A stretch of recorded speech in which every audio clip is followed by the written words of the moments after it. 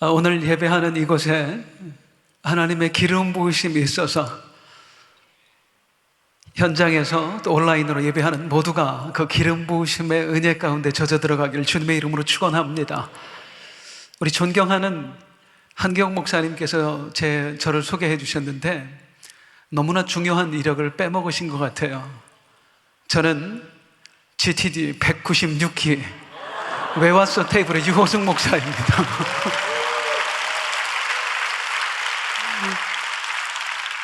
또 하나의 중요한 이력이 있는데 저는 그룹 21 인카운터 17기 수료생입니다. 제가 콜롬비아 단기 선교도 다녀왔거든요. 그랬더니 어떤 집사님이 몇 주 전에 저한테 말씀하시더라고요. 목사님 도대체 우리 교회 언제 등록하십니까? 저 벌써 여기 교인 됐는데 모르셨나 봐요. 저한테 중요한 이력이 또 하나 있는데 저는 세 아들의 아빠입니다. 저는 아들만 셋이에요. 한 10여 년 전에 있었던 일입니다. 어느 토요일 아침에 저희 세 아들과 제가 식탁에 앉아 있었어요. 제 아내는 옆에서 맛있는 아침 식사를 준비하고 있었습니다. 고소한 냄새, 구수한 냄새가 온 집을 덮는 거예요. 메뉴는 시래기 된장국. 시래기 된장국이 얼마나 맛있게요? 이제 다 끓었어요. 그걸 이제 떠서 국그릇에 담으려고 하는 순간에 띵동 초인종 소리가 나는 거예요. 문을 열어보니까 가까이 사시는 저희 아버님이 오셨어요. 손에 뭘 들고 오셨는데 어머니가 끓여두신 시래기 된장국이었습니다. 이 두 개가 배틀이 붙게 생겼어요. 이제 저희 아들들한테 아내가 물어보는 거예요. 너희들 어떤 거 먹을 거야? 애들이 눈치가 있어야죠. 그런데 저희 애들이 눈치가 없습니다. 할머니 거 먹을 거예요. 저희 어머니가 음식을 정말 잘하시거든요. 제 아내가 세계를 딱 떠났어요. 그리고 저를 지그시 쳐다봤습니다. 당신은 뭐 먹을래요? 질문. 제가 어머니 걸 먹었을까요? 아니면 어머니 걸 먹었을까요? 저도 눈치가 없었습니다. 밥을 먹는 내내 가만 보니까 말을 한마디도 안 하는 거예요. 저희한테는 어머니 거 주고 자기는 자기가 끓인 거 그거 먹고 있더라고요. 이야, 그 뒤로 제가 10년 동안 괴롭힘을 당할 줄 어떻게 알았습니까? 순간의 선택이 10년을 좌우합니다. 사실 우리의 인생에는 이보다 훨씬 더 중요한 선택의 순간이 많이 찾아옵니다. 우리 인생을 좌우하는 선택들이 있어요. 내가 어느 학교에 갈 것인가? 내가 누구와 결혼할 것인가? 또 내가 어느 회사에 입사할 것인가? 어느 비즈니스를 시작할 것인가? 우리의 인생을 좌우하는 선택들입니다. 그런데 여러분, 이보다도 훨씬 더 중요한 선택이 있습니다. 바로 우리의 영생을 좌우하는 선택입니다. 하늘나라에서 우리의 운명을 좌우하는 선택이 우리에게 주어진다는 거예요. 오늘 그 말씀에 대해서 한번 나눠보고자 합니다. 오늘 말씀을 들으면서 한번 생각해 보셨으면 좋겠어요. 과연 나는 지금까지 어떤 선택을 하며 살아왔는가? 또 하나, 앞으로 나는 어떤 선택을 하며 살아가야 할 것인가? 저는 오늘 말씀을 통해서 두 사람의 인생을 여러분에게 비교해 드리겠습니다. 한번 선택해 보세요. 그 두 사람이 누구냐? 바로 돌라와 야일입니다. 이 돌라와 야일은 이스라엘의 사사였습니다. 그런데 이 두 사람의 인생은 아주 비슷한 것 같으면서도 전혀 다른 모습을 보이고 있어요. 성경 말씀을 한번 보겠습니다. 1절, 2절 말씀 같이 읽습니다. 시작. 아비멜렉의 후에 이사갈 사람 도도의 손자 부하의 아들 돌라가 일어나서 이스라엘을 구원하니라. 그가 에브라임 산지 3일에 거하여 이스라엘의 사사가 된 지 23년 만에 죽음에 3일에 장사되었더라. 돌라라는 사람의 성명이에요. 그는 이사갈 사람이었습니다. 23년간 사사로 있었습니다. 그리고 에브라임 산지 3일에 살다가 죽었습니다. 이게 이 사람에 대한 설명의 전부예요. 잘 모르겠습니다. 이 돌라에 대해서 또 하나 알 수 있는 중요한 힌트가 있습니다. 바로 그의 이름입니다. 이름의 뜻은 히브리어로 벌레라는 뜻을 가지고 있어요. 이름이 벌레예요.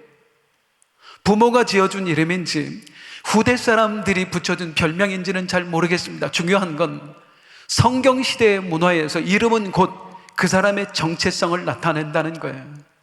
그런 시대에 벌레라는 이름을 가지고 살았습니다. 어찌 보면 이 돌라는 벌레 같은 인생, 보잘것없는 인생을 산 것 같습니다. 이제 두 번째 사람을 소개해드립니다. 야일입니다. 3절, 4절, 5절 함께 읽겠습니다. 시작. 그 후에 길르앗 사람 야일이 일어나서 22년 동안 이스라엘의 사사가 되니라.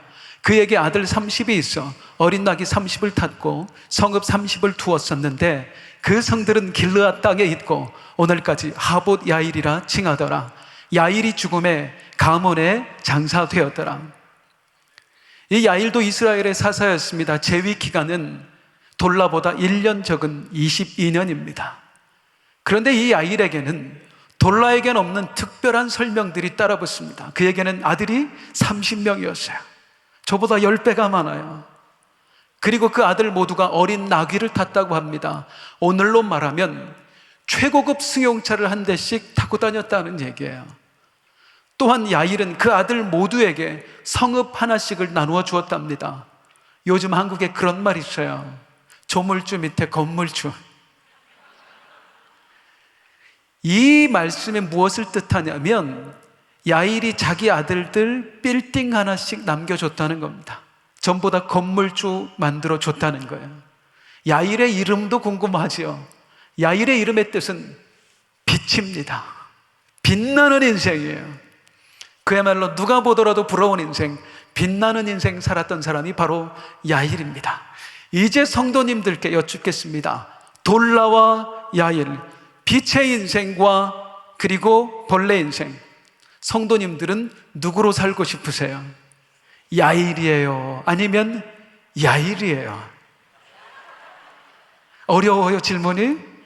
저도 야일처럼 살고 싶어요. 이왕이면 빛나는 인생으로 살고 싶어요. 그런데 우리가 인생을 살아가면서 반드시 명심해야 될 게 있어요. 그게 무엇이냐면 눈에 보여지는 게 전부가 아니다 하는 겁니다. 뭐라고요? 눈에 보여지는 게 전부가 아니다.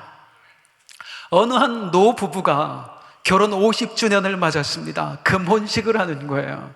이 부부는 평생에 살아가는 동안 부부싸움을 단 한 번도 안 했습니다. 얼마나 행복하게 금슬이 좋게 살아갔는지 몰라요.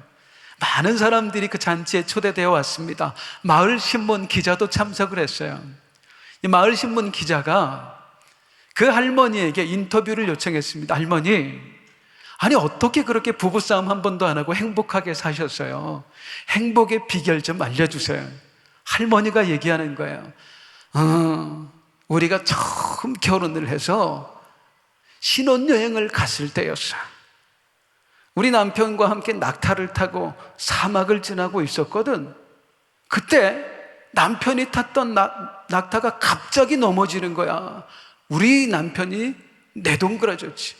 남편이 벌떡 일어나더니 낙타를 보고 얘기했어. 한 번. 자, 다시 낙타를 타고 가는데 이 낙타가 또 넘어진 거야. 완전히 내동그라진 남편이 또 일어나서 낙타에게 말했어. 2번. 기자가, 할머니, 저는 제가 여쭤본 거야. 가만히 있어봐, 이 사람아. 그들이 낙타가 가는데 3번째 또 넘어진 거야. 그러자 우리 남편이 갑자기 가방을 열고는 거기서 총을 꺼내지 뭐야? 낙타를 탕 하고 쏴버렸어. 낙타가 그 자리에서 죽은 거야. 예? 나도 너무 놀랐지. 그래서 내가 남편에게 화를 내면서 얘기했어. 아니 봐요, 낙타가 무슨 잘못이 있다고 죽여요. 그래서 남편이 나한테 얘기했어. 1번. 이게 한 번도 부부싸움 안 한 비결이었어요. 누구와 봐도 사랑의 관계였고 행복한 사이였지만 실상은 공포의 관계였습니다. 눈에 보여지는 게 전부가 아니라고요. 오늘 말씀도 그러합니다. 인간의 눈으로 볼 때는 분명히 돌나는 벌레처럼 살았어요. 야일은 빛나는 인생 살았어요. 그런데 과연 하나님 눈에도 그렇게 보이실까 하는 것입니다. 오늘 말씀에서 우리가 어쩌면 잠깐 사이에 놓치고 마는 구절이 있을 것 같아서 보여드립니다. 오늘 말씀 1절에 이런 구절이 있습니다. 한번 보겠습니다. 시작. 이사갈 사람 도도의 손자 부하의 아들 돌라가 일어나서 이스라엘을 구원하니라. 따라 하실게요. 이스라엘을 구원하니라. 사랑하는 성도님들, 이게 누구의 말씀입니까? 하나님의 말씀입니다. 성령의 감동으로 기록된 살아계신 하나님의 말씀입니다. 그런데 이 말씀에서 성령께서 두 사람의 인생을 기록해 놓으셨는데, 한 사람의 인생에는 그가 이스라엘 내 백성을 구원하였다라고 기록해 놓으신 반면에 한 사람의 인생은 그 기록을 빼놓으셨어요. 성령께서 과연 실수하신 것일까요? 아니에요. 의도적입니다. 분명히 한 사람의 기록에는 이스라엘을 구원하니라를 써놓으셨고, 한 사람의 인생에는 그 기록을 완전히 빼버리셨어요. 성령이 보시기에, 하나님 보시기에 있는 인생과 없는 인생으로 나뉘었다는 것입니다. 이런 말이 있습니다. being보다 doing이다. 무엇이 되었느냐보다 중요한 것은 무엇을 하고 있느냐이다. 자, 예를 들어 의사라는 직업을 갖는다는 건 정말 어려운 일입니다. 그래서 누군가 의사가 됐다면 우리는 그 사람을 인정을 해줘요. 아, 저 사람은 열심히 공부했구나, 저 사람은 끈기가 있는 사람이구나 하고 인정을 해줘요. 그렇게 힘들게 공부해서 의사 된 사람이 만일, 뭐 그런 사람 많지 않겠습니다만, 돈을 더 벌겠다고 돈 버는데 혈안이 되어서 수술하지 않아도 되는 환자에게 수술을 억지로 시킨다면 그가 의사가 된 것이 무슨 소용이 있겠습니까? 내가 의사 되었다가 중요한 게 아니라 어떤 의사로 살아가고 있느냐가 훨씬 중요하다 이 말이에요. 신앙생활도 마찬가지입니다. 목사가 되었다, 선교사가 되었다보다 훨씬 중요한 것은 목사, 선교사가 되어서 하나님 나라를 확장시키고 있는가, 영혼 구원에 생명을 걸고 있는가가 중요한 거예요. 한 교회의 장로가 되었다, 권사가 되었다, 안수집사가 되었다가 중요한 것이 아닙니다. 교회의 중직으로서 교회의 부흥을 위해 생명을 바치고 있는가, 헌신하고 있는가가 훨씬 중요한 거예요. 우린 구원받은 하나님의 백성입니다. 그런데 내가 구원받았다는 사실만 중요한 것이 아닙니다. 구원받은 사람으로서 나는 거룩의 삶을 살아가고 있는가, 그의 나라와 의의를 이루어가고 있는가, 내 존재의 목적이 훨씬 더 중요하다는 것입니다. 그런 의미에서 다시 한번 돌라와 야일의 인생을 봐요. 성령께서 두 사람의 인생을 평가하는데 한 사람의 인생에는 하나님께서 사사로 세우신 목적이 그대로 들어가 있습니다. 그가 이스라엘을 구원하니라. 그런데 또 다른 사람의 인생에는 그 대목이 완전히 삭제되어 있습니다. 이게 그냥 우연히 되어진 일일까요? 하나님께서 나를 나되게 하신 이유가 있잖아요. 나를 나되게 하신 이유요. 하나님께서 돌라를 이스라엘의 사사로 세우신 이유가 있고, 하나님께서 야일을 이스라엘의 사사로 세우신 이유가 있잖아요. 자, 그렇다면 이제 하나님께서 나를 왜 사사로 세우셨던가, 이 관점을 가지고 이 두 사람의 인생을 다시 한번 살펴보겠습니다. 우리가 그토록 부러워했던, 아니 제가 부러워했던 빛나는 인생, 야일의 인생을 들여다보겠습니다. 성령께서 뭐라고 평가하십니까? 그는 길르앗 사람이었고 22년간 사사로 있었고, 그런데 그는 아들만 30을 두었고 그 아들 모두에게 어린 낙이 최고급 승용차를 선물로 사주었고 그 아들 30 모두에게 성읍, 빌딩을 줘서 건물주 되게 하였더라. 저는 이 기록이 어떻게 보이냐면 내가 야일을 이스라엘의 사사로 삼았더니 내 백성 이스라엘을 구원해달라고 그에게 사사의 직임을 맡겼더니 야일은 한평생 저 혼자 잘 먹고 잘 살다 죽었다. 제 눈에는 이게 이렇게 보이네요. 아니, 너무 비약하는 거 아닙니까? 이 짧은 구절 가지고 그렇게 말씀하실 수 있습니까? 싶어서 제가 이 당시에 성경 배경에 대해서 설명을 드리겠습니다. 시대상에 대해서. 이 두 사람의 인생을 평가하는 데 있어서 아주 중요한 구절이 있어요. 1절에 보면 이렇게 시작하거든요. 아비멜렉의 후예. 아비멜렉이라는 사람 이후에 돌라와 야일이 차례로 사사가 됐거든요. 이 아비멜렉을 알아야 이 사람들의 인생이 평가가 돼요. 아비멜렉이 누구냐면 그 유명한 300용사 기드온의 아들입니다. 기드온이 하나님의 은혜로 미디안의 압제에서 이스라엘을 구원했습니다. 그러자 이스라엘 백성들이 찾아와 그리고 그에게 요청하기를 우리의 왕이 되어 주십시오. 이때 기드온이 어떻게 말을 하냐면 나는 당신들의 왕이 될 수 없어. 이 나라 이스라엘의 왕은 오직 한 분 하나님뿐이십니다. 얼마나 멋져요. 그런데 멋진 건 그의 말뿐이었습니다. 이 숨겨진 게 항상 있는 거예요. 기드온이 어떻게 하냐면요, 백성들이 가지고 온 그 온갖 예물들이 있어요. 금부치. 그걸 다 녹여요. 그리고 금부치로 황금 에봇을 만듭니다. 에봇이 뭐냐? 제사장들이 입는 옷이에요. 기드온이 함부로 만들어서는 절대로 안 되는 거예요. 그런데 기드온이 황금으로 에봇을 만들어요. 그리고 그 에봇을 자기 집 앞에 걸어둡니다. 이러니까 어떤 일이 생기냐면 이스라엘 백성들은 원래 성막 중심의 삶을 살았거든요. 늘 성막에 가서 제사하고 하나님을 예배하고 또 기도하고 그렇게 하나님을 만나며 하나님의 집에서 살았거든요. 그랬던 사람들이 더 이상 성막을 찾아가지 않는 거예요. 빛깔나는 게 있거든요. 기드온의 집 앞에 성막의 발걸음을 끊고 기드온의 집으로 찾아가서 그 황금 에봇 앞에 절하고 기도하고 비나이다 비나이다, 내 인생 이렇게 황금처럼 빛나는 인생 되게 하옵소서.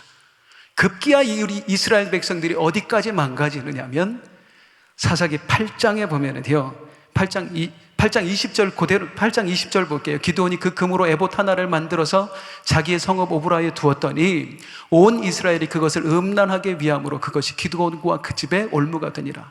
이게 방금 제가 설명드린 거예요. 황금 에봇을 우상처럼 섬긴 거예요. 그러다 그들이 어디까지 망가지느냐면 8장 33절에 보면 기드온이 죽고 나서, 기드온이 이미 죽음에 이스라엘 자손이 돌이켜 바알들을 음란하게 위하고 또 바알 브릿을 자기들의 신으로 삼고 했습니다. 온 이스라엘 백성들이 그 황금 에봇으로 인하여 결국에 어떻게 해요? 우상 숭배자가 됩니다. 바알신, 하나님을 버리고 바알신을 섬기는 자들이 되어버려요. 그럼 백성들이 이렇게 영적으로 망가지는 동안 기드온은 뭐 했냐? 성경을 보면 기드온이 아들만 70명을 낳습니다. 아들이 70명이면 딸도 한 그 정도 됐을 거 아니에요? 한 150명 정도 낳았다고 칠게요. 넉넉 잡아서. 한번 묻겠습니다. 퀴즈. 이 150명이나 되는 자식을 한 여자에게서 낳았을까요? 여러 여자에게서 낳았을까요? 기드온은 이스라엘 각처에 자기 첩을 두고 살았어요. 그리고 세겜에 있는 첩이 낳은 아들이 조금 전에 나왔던 그 아비멜렉이에요. 왕처럼 살았던 사람, 온갖 권력, 재물을 한 손에 쥐고 호화스럽게 살았던 사람이 바로 기드온입니다. 그 기드온이 죽었어요. 권력을 남기고 재물을 남기고. 아들 70명이 가만히 있었을까요? 싸움이 붙어요. 서로 아버지가 남긴 것 차지하겠다고. 그 싸움에서 살아남은 사람이 바로 아비멜렉입니다. 나머지 형제 69명 자기 손으로 다 죽여버립니다. 비참해지죠. 그리고 나중엔 자기도 죽어요. 다른 사람에 의해서. 이스라엘의 영적 대혼란이 찾아오는 거예요. 온 백성이 다 우상숭배자가 되어버렸어요. 이 이후의 사사기서를 보면 어느 사사가 아들을 몇십 명 두었다, 어린 나귀를 탔다, 성읍을 몇 개를 두었다 하는 건 결코 긍정적인 이야기가 아니에요. 내가 그들에게 생명 살리라고 직임 맡겼더니 이들이 나를 떠나서 세속의 삶을 추구했다, 이 땅에서 잘 살기를 원했다, 다 그런 뜻이에요. 그런 배경에서 쓰여진 게 바로 야일의 삶입니다. 야일이 아들 30명을 두었다. 그 아들 모두에게 어린 낙이 최고의 승용차를 타게 했다. 빌딩들을 하나씩 나누어 주었다. 얼마나 비참한 인생이냐고요. 우리 눈에는 빛나는 인생이지만 과연 하나님의 눈에도 빛나는 인생이었겠습니까? 하지만 반면에 돌라는 달랐어요. 그의 인생은 사람들이 보기에 별 볼 일 없는 인생이었어요. 그런데 하나님이 원하는 바로 그 기록을 남겼어요. 이스라엘을 구원하니라. 사랑하는 성도님들, 우리의 눈에는 돌라가 벌레이고 야일이 빛입니다. 하나님의 눈에는 누가 빛이고 누가 벌레였겠습니까? 다시 여쭐게요. 돌라처럼 살고 싶으세요? 야일처럼 살고 싶으세요? 헬로? 이제 돌라에 대해서 한번 보겠는데, 우리가 이 성경을 볼 때 참 중요한 게 있어요. 돌라가 못난 사람이라서 못나게 산 게 아니다. 별 볼 일 없는 집안에서 태어나서 별 볼 일 없이 산 게 아니다.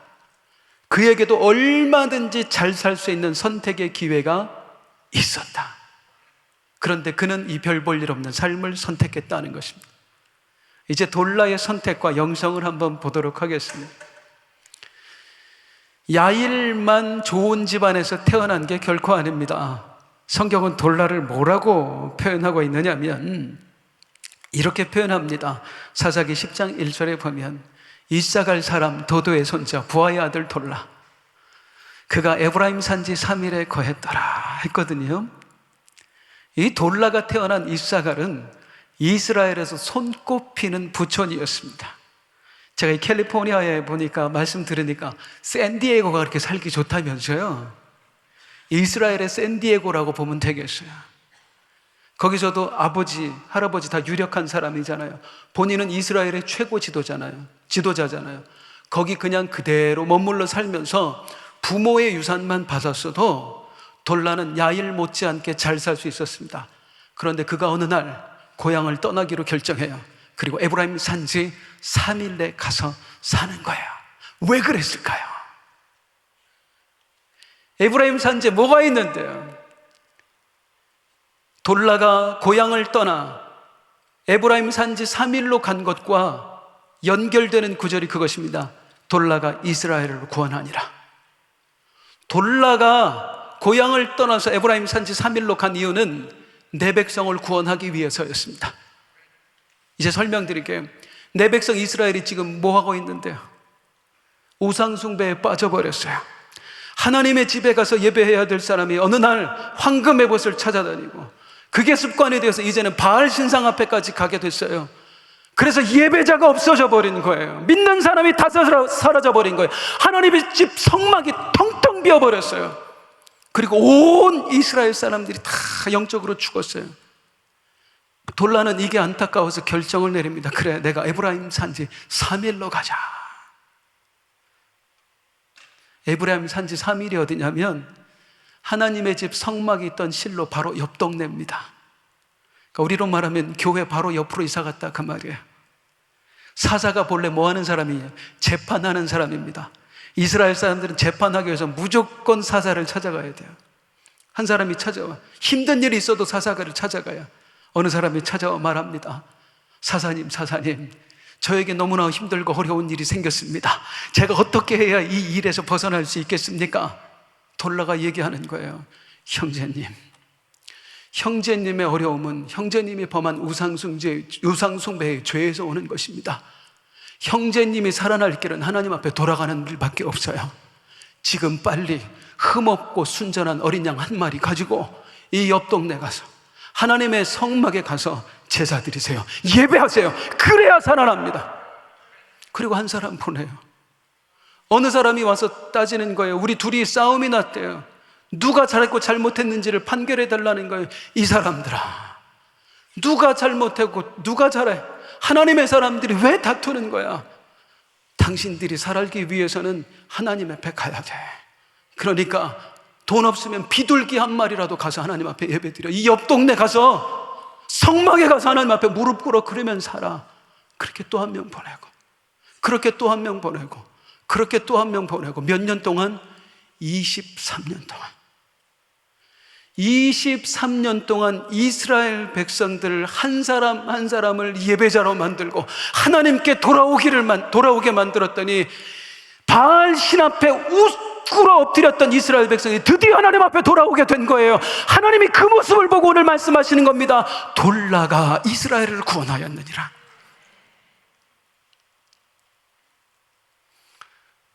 이 돌라에게 감동받는 건 뭐냐면 성경이 이렇게 나옵니다.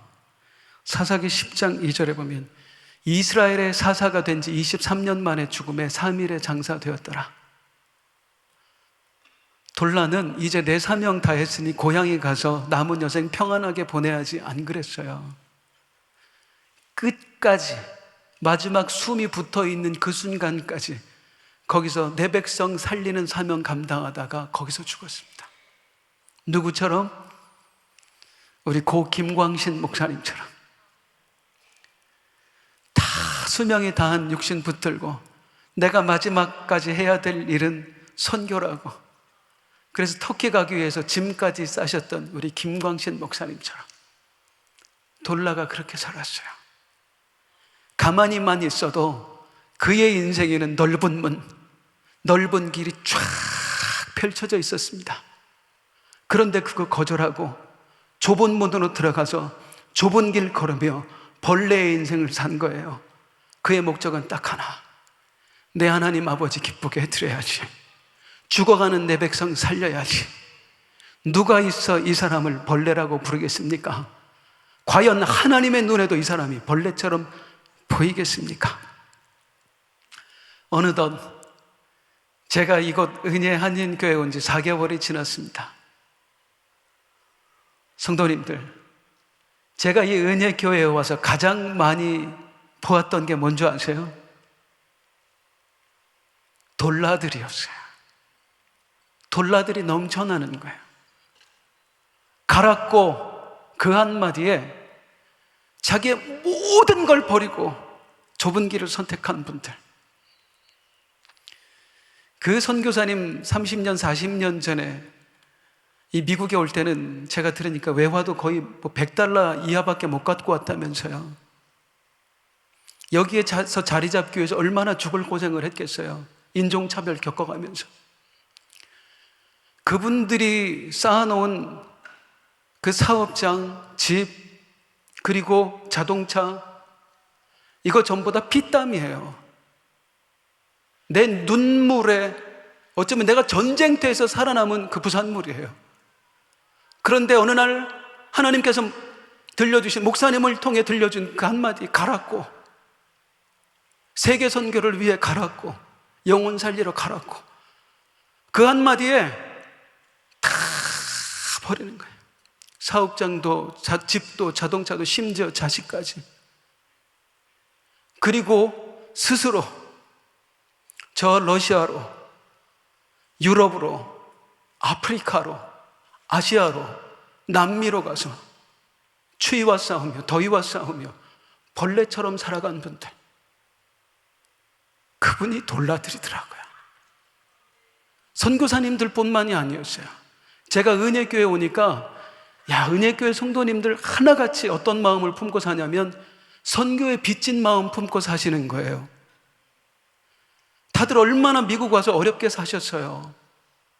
그래서 겨우 마련해 놓은 재산들, 어쩌면 내 노후가 보장해 줄 수 있는 그 재물들, 말씀 듣다 감동받으면, 어느 선교사님 어렵다고 얘기 들으면 다 후원금으로 보내.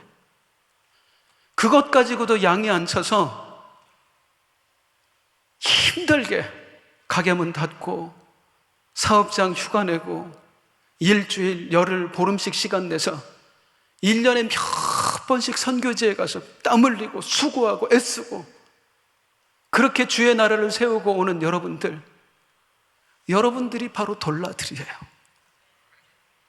제가 우리 은혜의 교회 보니까 저는 은혜의 교회 그 그룹장은 못 해먹겠던데요. 그 목자 이게 장난이 아니던데요. 거기에 들어가는 눈물, 헌신, 재물, 이 주일날 식사 대접하려고 어떤 분들은 목원들 섬기느라고 이틀을 잠을 못 주무신대요. 금요일, 토요일. 그런데 해요. 왜? 한 사람이라도 더 살리려고, 은혜 받게 하려고. 이 선교사님들만 가라고에 아멘한 거 아닙니다. 여러분들도 연말에 우리 한기용 목사님에게 전화 받으시잖아요. 내년에 그룹장 하라고, 목자 하라고. 그러면 아멘 하시잖아요. 그 그룹장 하면 얼마나 힘든지 알면서, 얼마나 포기해야 하는지 알면서, 4시간 전혀 가질 수 없다는 거 알면서 아멘 하잖아요. 아멘 하시잖아요. 왜? 하나님 사랑하니까, 영혼들을 사랑하니까. 그렇게 돌라들이 이 예배당 안에 가득한 곳, 지금 저 밖에 나가면 정원에 가득한 곳, 인카운터 때마다 돌라들이 계속 돌아다니는 곳, GTD 때마다 돌라들이 와서 산에 올라와서 함께 섬기는 곳, 아세요 여러분? 그곳이 바로 은혜 아닌 교회입니다. 제가 4개월 전에 우리 유재명 담임 목사님으로부터 은혜 교회 가서 한 4개월 넘게 있어라, 그 말씀을 듣고 생각했어요. 한 교회에 4개월 동안, 4개월이나 넘게 있어야 될 이유가 뭔가. 여기 와서 알았어요. 보라고, 돌라들 보라고. 하나님 나라를 위해 자기를 드리며 사는 사람들, 하늘의 별처럼 보석처럼 빛나는 사람들을 두 눈에 담고 오라고 보내신 거더라고요. 사랑하는 여러분, 여러분의 그 귀한 헌신이 제 눈에만 빛나 보이겠습니까? 우리 하나님 아버지 보시기에 얼마나 고맙겠어요. 얼마나 대견하겠어요. 가라고에 순종하고 하라고에 순종해서 오직 세계 선교, 오직 영혼 구원, 하나님 나라 확장에 목숨 바쳐 달려가고 있는 은혜 하는 교회 성도들 한 사람 한 사람이 우리 하나님 눈에 얼마나 귀하게 보이시겠어요. 때로는 세상이 우리에게 자꾸만 엉뚱한 소리를 들려줘요. 그래, 그렇게 네가 헌신해서 뭐가 남았는데? 너 평생 선교지에 살아서 몸만 다 망가졌잖아. 너 그렇게 그룹장하고 하면서 네 자식들하고 시간도 못 가졌잖아. 욕만 먹잖아. 그래서 너한테 뭐가 남았는데? 그런 소리들이, 그런 마음들이 우리를 흔들어댈 때가 있어요. 아니요. 우리가 받은 가장 큰 축복이 무엇입니까? 세상이 알지 못하는 진짜를 우리는 알았다는 거예요. 누가 진짜 부자인지, 이 땅에서 잘 사는 사람이 부자가 아니라 하늘에서 잘 사는 사람이 부자라는 걸 우리는 알았다는 거예요. 그게 우리의 축복이에요. 세상 사람들한테 인정받는 게 진짜 제대로 된 인생이 아니라 하나님께 인정받는 인생이 진짜 제대로 된 인생이라는 걸 우리는 이미 알았잖아요. 그게 우리 축복이에요. 그렇게 하나님을 알고 진짜를 알고 지금까지 살아왔던 우리가 세상 한마디에 흔들릴 수 있습니까? 자식들의 원망에 흔들릴 수 있습니까? 그럴 수 없느니라. 예수 처음 믿은 그 순간부터, 주의 십자가의 복음이 내 가슴에 담겨진 그 순간부터 우리의 목적은 딱 하나였잖아요. 그래, 주님 다시 오시는 그날 주님께 칭찬받는 인생으로 살자. 그렇게 살아오셨어요. 여러분들 지금까지 그렇게 살아오셨어요. 끝까지 넘어지지 말아요. 우리 끝까지 주님 처음 주님께 드렸던 그 다짐은 그대로, 하나님, 내 자식에게 인정받지 않아도 됩니다. 심지어 우리 성도들에게, 아니 어쩌면 목사님이 날 알아주지 않아도 됩니다. 주님 다시 오시는 그날 당신께 인정받는 인생, 당신에게 드릴 것 있는 그런 인생으로 살아가겠습니다. 우리 마지막까지 승리합시다.